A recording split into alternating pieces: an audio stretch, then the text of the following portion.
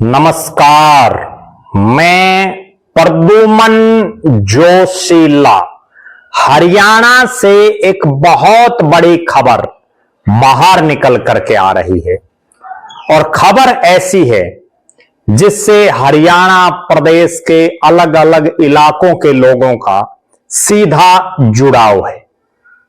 खबर यह है कि हरियाणा में मंत्रियों के जिले बदल दिए गए। जी हां, जो जिला लोक संपर्क एवं कष्ट निवारण समितियां हैं उनके चेयरमैन हर जिला वाइज एक एक मंत्री होता है और उसमें बहुत बड़ा फेरबदल किया गया है। मंत्रियों की चौधर में बहुत बड़ा फेरबदल किया गया है। हर जिला वाइज नए ढंग से प्रभारी मंत्रियों की घोषणा की गई है।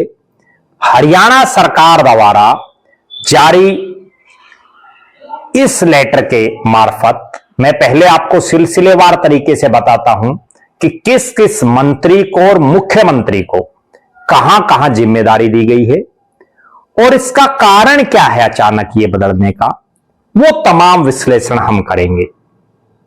पहले मैं आपको मंत्रियों के हिसाब से बता देता हूं कि किसको क्या जिम्मेवारी मिली है, किस जिले की मिली है और ये कितनी महत्वपूर्ण होती हैं ये जो ग्रीवेंस कमेटियां हैं।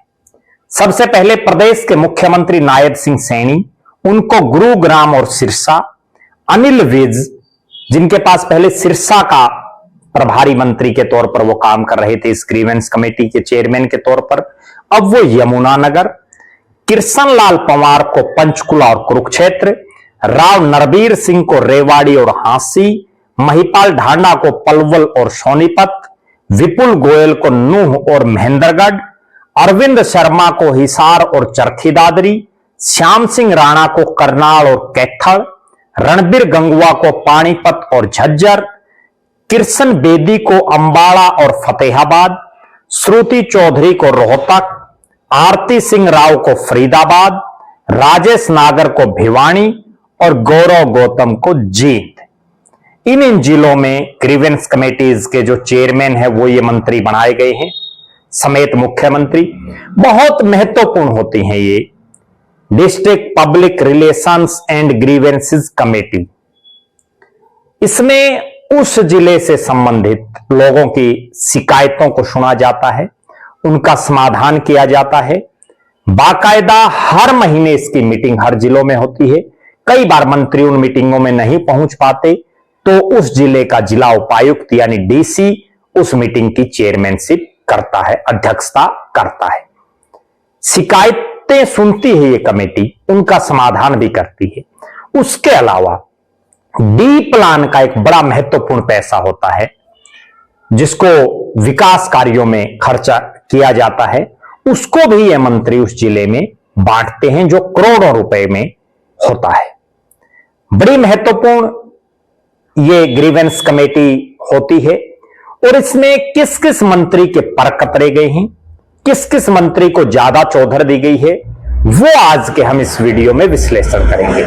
सबसे बड़ी और सबसे महत्वपूर्ण बात, हरियाणा का एक ऐसा जिला जो सबसे ज्यादा राजस्व देता है, गुरुग्राम। कोई भी मुख्यमंत्री आ जाए उसको गुरुग्राम से बड़ा प्यार है। गुरुग्राम को एक बार फिर से नायब सिंह सैनी ही वहां की चेयरमैनी करेंगे। पहले भी नायब सिंह सैनी ही वहां के चेयरमैन रहे हैं। गुरुग्राम पर हर मुख्यमंत्री का विशेष फोकस होता है क्योंकि साइबर सिटी है, औद्योगिक नगरी है और बड़े बड़े रईस लोग इस गुरुग्राम में रहते हैं। इसीलिए मुख्यमंत्रियों का भी यहां विशेष फोकस होता है। बड़े बड़े लोग यहां रहते हैं। इसके अलावा सिरसा जो अब तक अनिल विज के पास था वो मुख्यमंत्री नायब सिंह सैनी के पास है। उसका एक बहुत बड़ा कारण यह है कि अभी पंजाब में चुनाव होना है। हरियाणा के मुख्यमंत्री नायब सिंह सैनी का सारा फोकस पंजाब पर विशेष तौर पर है और सिरसा जो कि बहुत बड़ी बेल्ट पंजाब के साथ लगती है और सिरसा के लोगों की रिश्तेदारियां, उनका व्यापार, लेन देन, आपसी संपर्क पंजाब के लोगों से बहुत बड़े स्तर पर है।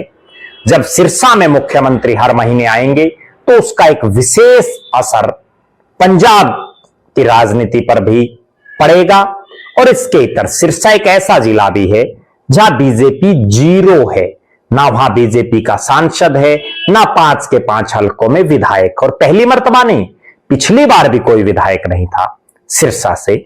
इसलिए इस इलाके में कमल को खिलाने के लिए भी मुख्यमंत्री को और ज्यादा एफर्ट्स करने होंगे। अनिल विज के पर जरूर कतरे गए हैं। कैबिनेट के जो बड़े चेहरे हैं, यानी कैबिनेट मंत्रियों में केवल 2 महिला मंत्रियों को छोड़ दें तो इकलौते अनिल विज ऐसे मंत्री हैं जिनको केवल एक जिले का प्रभार दिया गया है। पूरी लिस्ट में 5 मंत्री ऐसे हैं जिनको एक एक जिले का प्रभार है, जिनमें 2 राज्य मंत्री हैं, गौरव गौतम और राजेश नागर। मानते हैं राज्य मंत्री हैं, उस लिहाज से उनको एक एक जिला दे दिया। 2 महिला मंत्री, यह भी बड़ी सोचने वाली बात है। आरती राव और श्रुति चौधरी 2 ही महिलाएं मंत्री हैं सरकार में, दोनों को केवल एक एक जिला दिया गया है। और उसके पीछे मैं जो समझ पा रहा हूं, दोनों कोई बहुत बड़ा, दोनों का खुद का जनाधार नहीं है, दोनों अपने परिवार का की जो राजनीतिक विरासत है उसी के दमखम पर राजनीति में आई हैं। और श्रुति चौधरी तो बहुत ज्यादा एक्टिव भी नहीं है राजनीति में, बहुत कम वो लोगों से मिलती हैं, लोगों के बीच में रहती हैं, जो कार्यक्रम हैं उनमें भी बहुत कम उनकी हाजिरी दिखाई देती है अन्य मंत्रियों की तुलना में। आरती राव जरूर, हमने एक वीडियो बनाया था कि मंत्री जी बहुत कम जनता के बीच में रहती हैं और उसके बाद वो एक्टिव जरूर हैं, लेकिन दोनों ही महिला मंत्रियों को एक एक जिला दिया जाना यह दर्शाता है कि भारतीय जनता पार्टी की सरकार जो महिलाओं को मजबूत करने के लंबे चौड़े दावे करती है, लेकिन यहां यह हकीकत दर्शाती है इस लिस्ट के माध्यम से कि महिलाओं को केवल जो महिला मंत्री हैं उनको एक एक जिला दिया गया है। और इन 4 के अलावा अनिल विज, जिनको लोग गब्बर भी बोलते हैं, गब्बर साहब को केवल एक जिला अंबाला के साथ लगता यमुनानगर। वो ये दर्शा रहा है कि अनिल विज को भी प्रदेश के मुख्यमंत्री नायब सिंह सैनी बहुत ज्यादा सीरियस नहीं ले रहे।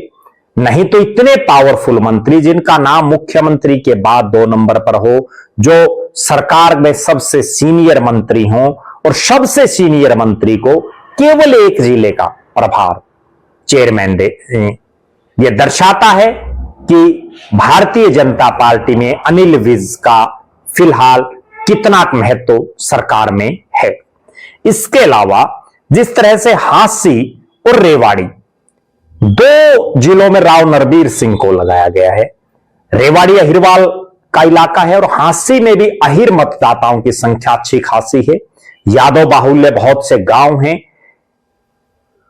इस इलाके में कहीं ना कहीं राव नरबीर सिंह को जिम्मेदारी देकर के बीजेपी कोई बड़ा गेम यहां खेल रही है बीजेपी सरकार। इसी तरह से अरविंद शर्मा को भी हिसार और चरखी दादरी दोनों इलाकों में ब्राह्मण मतदाताओं की संख्या अच्छी खासी है, और हिसार तो सब जग जाहिर है एक जीती जाती लोकसभा की सीट।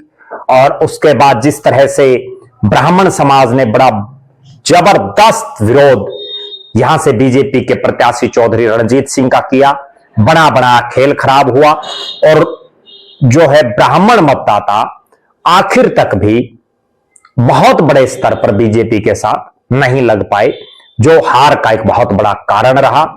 अब इन दोनों इलाकों में अरविंद शर्मा को लगाया जाना यह दर्शा रहा है कि भारतीय जनता पार्टी अपनी आगे की रणनीति पर विशेष फोकस किए हुए है। इसी तरह से अगर हम बात करें प्रदेश के, चाहे कृष्ण बेदी हों जिनको मुख्यमंत्री का जो खुद का गृह जिला है अंबाला, वहां का और फतेहाबाद का इंचार्ज लगाया गया है चेयरमैन के तौर पर, और इसी तरह से इस पूरे मामले में पंचायत मंत्री कृष्ण लाल पंवार को भी 2 महत्वपूर्ण जिले पंचकुला और कुरुक्षेत्र जहां से खुद मुख्यमंत्री का निर्वाचन इलाका है लाडवा, तो उस लिहाज से जो है ये भी बहुत महत्वपूर्ण है। कुल मिलाकर के प्रदेश के मुख्यमंत्री और प्रदेश की सरकार ने जिस तरह से ये चेंज किया है एकदम से नगर निकाय चुनाव के तुरंत बाद, इसके क्या कारण हैं वो हम आपको एक अन्य वीडियो में बताएंगे। हम एक अन्य वीडियो में आपको यह भी बताएंगे कि अब मंत्रिमंडल विस्तार होगा या उन संभावनाओं पर ब्रेक लग गया है। आप दर्शक जिस तरह से इन तमाम मंत्रियों 13 मंत्रियों और मुख्यमंत्री 14 सहित सबकी जो है नियुक्तियां की गई हैं दोबारा से, उसको लेकर के जो उनको अलग अलग जिले दिए गए हैं ग्रीवेंस कमेटीज के, आपका क्या मानना है? आप किस मंत्री के कामकाज को सबसे बेहतर मानते हैं? उन मंत्री का नाम लिख सकते हैं। कौन सा ऐसा मंत्री है जो जनता की उम्मीदों पर बिल्कुल भी खरा नहीं उतर रहा? उनका नाम भी आप कमेंट बॉक्स में लिखें। बहुत बहुत धन्यवाद। आपका अपना प्रद्युमन जोशीला।